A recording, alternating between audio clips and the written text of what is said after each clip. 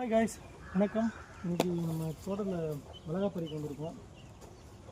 ஊர் பக்கம் கொஞ்சம் வராதனால நிறையா மிளகா காய்ச்சிருக்கு. காய்ச்சி நல்லா பழுத்துருச்சு. ஸோ வீணாகக்கூடாதுன்னு பறித்து காய வச்சோம் அப்படின்னா நம்ம யூஸ் பண்ணிக்கலாம். வீட்டில் காய்ந்த மிளகாவா.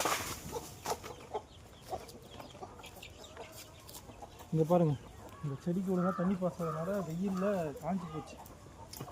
அந்தளவுக்கு வெயில் ரொம்ப அதிகமாக இருக்குது. இன்னும் இருக்க வெயில் அதிகமாகும்னு சொல்லியிருக்காங்க. கொஞ்சம் வீட்டில் எல்லாம் சேஃபாக இருங்க. வெளியே போகிறத கொஞ்சம் தவிர்த்துருங்க வெயிலில். ஒரு 10 நாள் ஆகுது இந்த மிளகாலாம் நட்டு. நீங்கள் பார்த்துருப்பீங்க வீடியோவில். கொஞ்சம் முளைச்சிருக்கு, நல்லா பச்சை பிடிச்சிருக்கு. கொஞ்சம் தண்ணி தான் பாய்ச்சணும் அப்படின்னா நல்லாயிருக்கும் நினைக்கிறேன். வெயில் அதிகமாக இருக்கிறதுனால கொஞ்சம் குளிர்ச்சியான ஏதாவது இளநீ, நுங்கு அதெல்லாம் வாங்கி சாப்பிடுங்க. கொஞ்சம் வெயிலை வந்து கொஞ்சம் அவாய்ட் பண்ணிக்கோங்க. இல்லை அப்படின்னா ஹீட் ஷோக்கெலாம் வருதான். வெயில் கட்டுக்கடங்காமல் போயிட்டுருக்கு.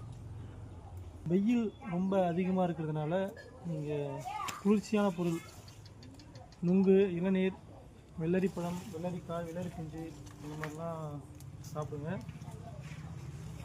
வெயிலில் போகிறத கொஞ்சம் தவிர்த்துக்கோங்க. இந்த மிளகா பார்த்திங்களா, இதான் வந்து காஷ்மீர் சில்லின்னு சொல்லுவாங்களே, அந்த காஷ்மீர் சில்லி.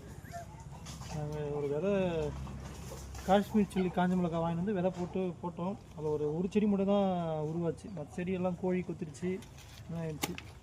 திரும்ப விதை போட்டு வச்சுருக்கோம்.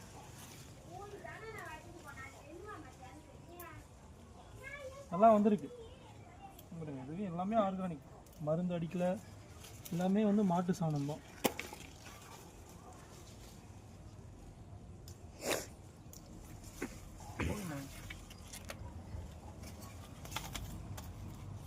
பாருங்கள். அடுத்தது வந்து இது ரஸ்தாளி. பெங்களூர்லேருந்து வாங்கிட்டு வந்தோம். கன்று சின்னதாக நட்டு வச்சுருக்கோம். ரஸ்தாளி பழம் நல்லா டேஸ்ட்டாக இருக்கும்.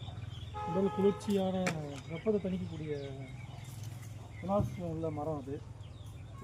அதுவும் வளருது நம்ம இடத்துல. சுண்டக்காய் செடியும் உடம்புக்கு நல்லது தான். பார்த்திங்களா, ஒரே இடத்துல இடம் கொஞ்சம் சின்னதாக தான் இருக்குது. நாங்கள் இதில் எந்த கரும்பு வச்சுருக்கோம், பன்னீர் கரும்பு, மிளகாய் செடி, சுண்டக்காய் செடி. எலுமிச்சை மரத்தை காட்டுமா. அந்த எலுமிச்சை மரம் வந்து நாங்கள் வீட்டில் லெமன் வாங்கி வந்து சாப்பிட்டு போட்ட விதையில் முளைச்சிது. ரொம்ப குட்டியாக இருந்துச்சு. நாங்கள் நட்டு இன்னைக்கு இவ்வளோ பெருசாக வளர்ந்துருக்கு. அதெல்லாம் இந்த மாதிரி தற்சார்பு உணவு முறை தான் நம்ம வந்து பிற்காலத்தில் நம்ம காப்பாற்றும்.